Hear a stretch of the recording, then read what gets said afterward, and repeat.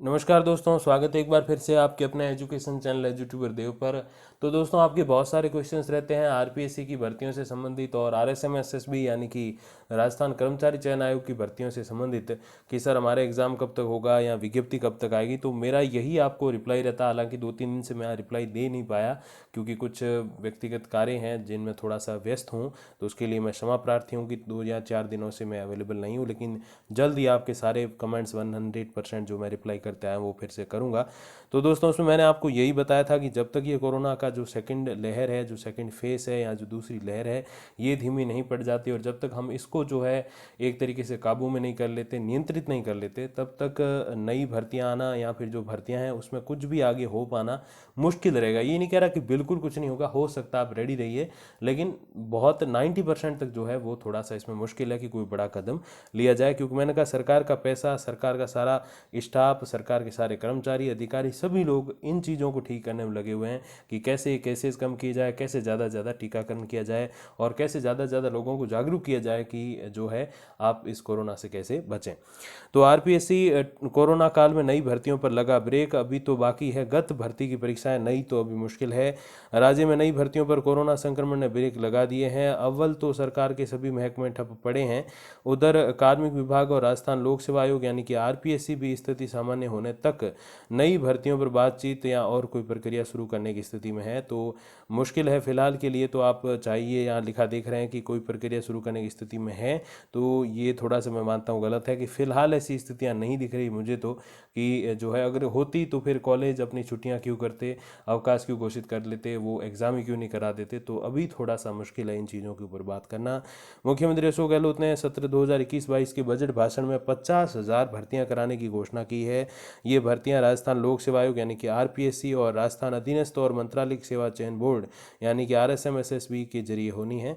हालांकि अभी तो आयोग को वर्ष 2020-21 में मिली प्लाटून कमांडर, अधीक्षक उद्यान और सहायक परीक्षण अधिकारी, विधि रचनाकार और कॉलेज शिक्षा के जो अपने असिस्टेंट प्रोफेसर की भर्तियां हैं उन पर भी एग्ज़ाम्स होने हैं। तो बाकी सब तो आप भूल ही जाइए।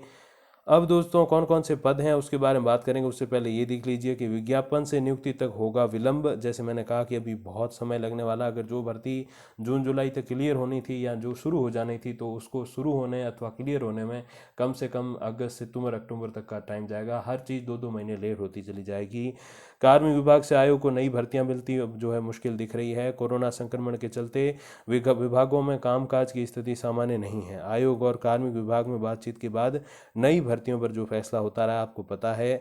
इसके बाद ही आयोग विज्ञापन जारी कर सकेगा। ये तमाम प्रक्रियाएं पूरी होने तक साल 2021 खत्म हो जाएगा, यानी कि इस साल के एंड तक अब नई भर्तियां आना या फिर भर्तियों में कोई बहुत बड़ा प्रोग्रेस होना मुश्किल रहेगा। हालांकि इतना आगे आपको, जैसे अगर आप तैयारी कर रहे हैं किसी भर्ती के लिए, तो तैयारी बिल्कुल नहीं छोड़नी। आप चाहे 1-2 घंटे कम ज़्यादा कर लीजिए, उसमें कोई प्रॉब्लम नहीं है। लेकिन आप बिल्कुल ही छोड़ के बैठ जाएंगे चलो अब तो अगले साल ही होगा, तो वो सही नहीं रहेगा। तो तैयारी आपको नहीं छोड़नी, ये आप ध्यान रखिए। क्योंकि ये जो चीज़ें हैं, सपोज हम 1 महीने में कंट्रोल कर लेते हैं अगले मई में, तो जुलाई और अगस्त में आपके बोर्ड एग्जाम हो जाएंगे और सितंबर अक्टूबर में आपके बाकी जो भी एग्जाम है, चाहे वो एसआई का हो गया, अपने असिस्टेंट प्रोफेसर का हो गया, रीट वगैरह भी है एक दिन के लिए, तो ये सारी चीज़ें हो सकती। तो आप ऐसा बिल्कुल भी नहीं माने कि अब 2022 से पहले कुछ भी नहीं हो सकता। अभी बहुत कुछ हो सकता है। तैयारी नहीं छोड़नी है, क्योंकि अगर आप तैयारी पहले पूरी कर लेते हैं तो रिवीजन के लिए समय मिलेगा। अगर आप नहीं कर पाते हैं, ढीले हो जाएंगे कि चलो बाद में करेंगे बाद में, तो बाद में कभी नहीं होती है, ये ध्यान रखिएगा।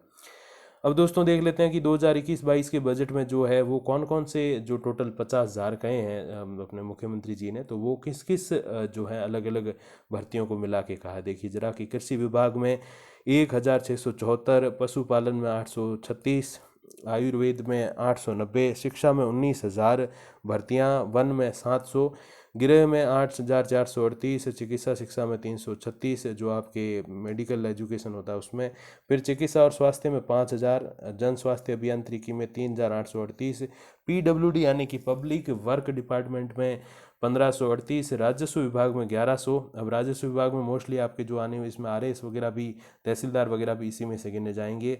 और अन्य विभागों में 8,000 पदों पर भर्तियों की घोषणा। तो ऐसे करके वो 50,000 का जो आपके एक तरीके से जो पूरा जो सिस्टम है वो ये है दोस्तों कि 50,000 इन पदों भर्तियाँ होने वाली है।